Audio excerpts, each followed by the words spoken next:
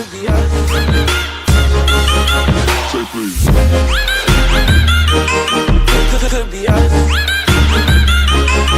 Say please.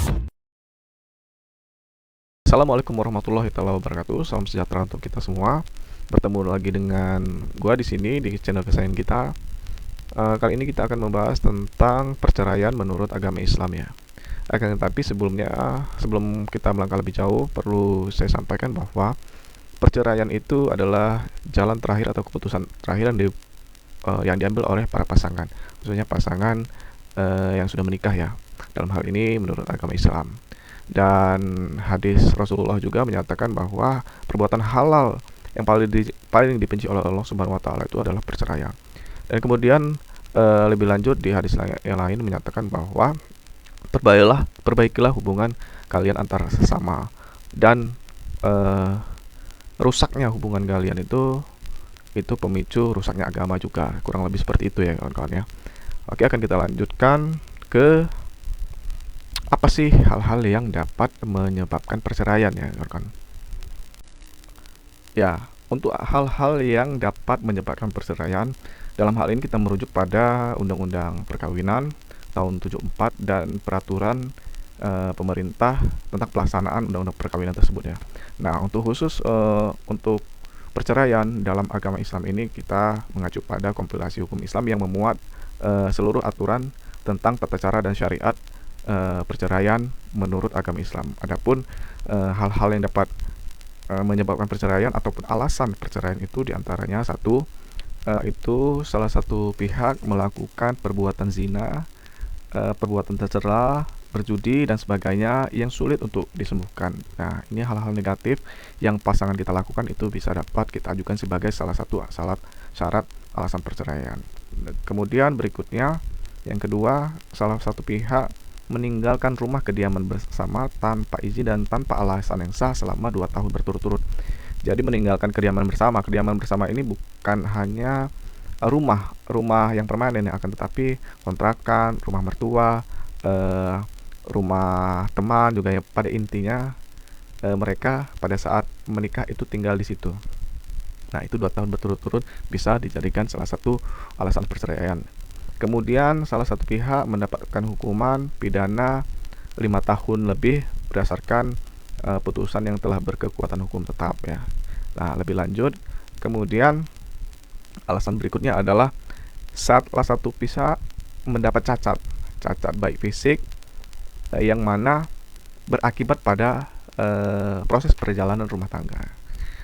Contohnya, mohon maaf, salah satu pihak tidak dapat memproduksi keturunan dan sebagainya ya. Nah, kemudian lebih lanjut, salah satu pihak melakukan perbuatan kekejaman dalam artian melakukan pemukulan fisik maupun psikis ya, yang berakibat pada terganggunya fisik dan mental pasangan kita ya. Kemudian suami melanggar taklid talak atau perjanjian nikah, yang mana perjanjian tersebut menganjurkan bahwa suami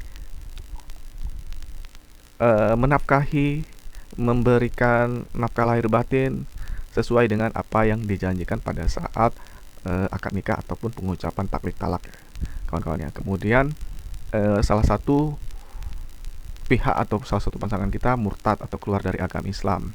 Nah, kemudian yang terakhir adalah terjadinya perselisihan terus-menerus tanpa bisa diselesaikan.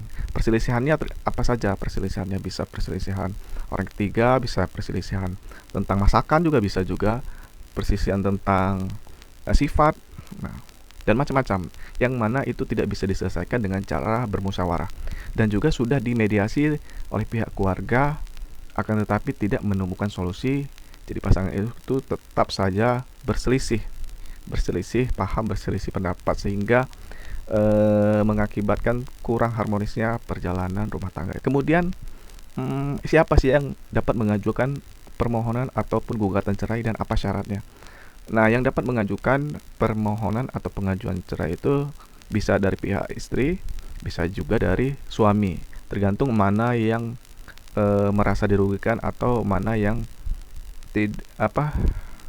siapa yang sudah tidak tahan untuk membina biduk rumah tangga itu. Kalau judulnya, kalau istri yang mengajukan itu adalah gugatan perceraian, akan tetapi kalau suami yang mengajukan itu namanya permohonan cerai. Karena apa? Karena suami akan di akhir perceraian akan mentalak sang istrinya itu tersebut, sehingga putuslah perceraian itu nanti di akhir persidangan nanti.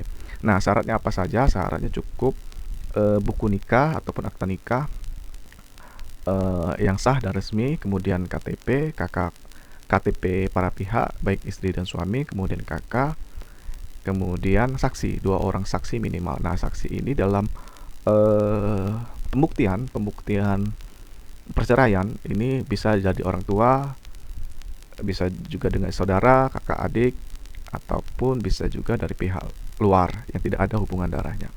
Nah, sekarang apa saja yang menjadi objek perceraian atau gugatan perceraian itu sendiri ya. Pertama, yang pasti objeknya adalah perceraian ya. Rekan-rekan semua, perceraian yang sudah disampaikan tadi berikut serta alasannya. Kemudian 2 adalah hak asuh anak. Dan perlu dicatat dan harus diketahui bahwa hak asuh anak ini berdasarkan peraturan undang-undangnya, anak yang menjadi sengketa antara pihak suami dan istri yang sedang bercerai adalah hak asuh sepenuhnya adalah berada di tangan ibu, kecuali pengadilan atau hakim menentukan bahwa ibu ini tidak layak untuk mengasuh anak tersebut ya. Nah, kemudian gonogini. Nah, harta gonogini ini juga sudah dijelaskan dengan tegas bahwa harta yang diperoleh dalam perkawinan itu adalah harta bersama. Dalam artian seperti ini, harta pada saat kita menikah setelah ijab kabul, harta yang dihasilkan itu baik dihasilkan dari istri maupun yang dihasilkan dari suami itulah merupakan harta bersama sampai ada putusan pengadilan yang telah menyatakan mereka bercerai atau berpisah ya kawan-kawan ya.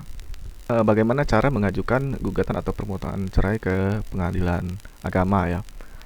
Sebelumnya kalian harus melengkapi data-data pernikahan kalian dulu, yang tadi KTP, buku nikah, KK, dan sebagainya. Kemudian kalian lengkapi dan buat surat permohonannya yang berisi tentang uraian atau peristiwa yang kalian alami di rumah tangga kalian. Nah, kemudian bawa itu semua, daftarkan kepada petugas pengadilan agama. Tapi perlu kalian ketahui sebelumnya, kalian harus sudah mempersiapkan saksi ya. Saksi minimal 2 orang, karena ini terkait pengadilan agama yaitu perceraian, bisa saksinya merupakan keluarga yang melihat, mendengar dan mengetahui peristiwa rumah tangga kita tersebut. Nah, kemudian register di pengadilan agama dan tunggu jadwal sidangnya ya kawan-kawan ya. Adapun alternatif yang lain, bisa kalian hubungi advokat atau pengacara di sekitar kalian untuk membantu proses perceraian kalian ya. Kalau kalian tidak memiliki keuangan yang memadai, kalian bisa menggunakan jasa LBH ataupun menggunakan jasa pro bono di pengadilan agama. Syaratnya tinggal kalian lengkapi surat keterangan tidak mampu yang dikeluarkan oleh kelurahan atau perangkat desa setempat. Di situ kalian lampirkan dan itu tidak dipungut biaya Rp1 pun. Nah, mungkin sementara itu saja ya rekan-rekan penyampaian dari saya. Mungkin kalau kalian ada yang lebih mengetahui, dilengkapi di kolom komentar. Oke, semangat. Assalamualaikum warahmatullahi wabarakatuh.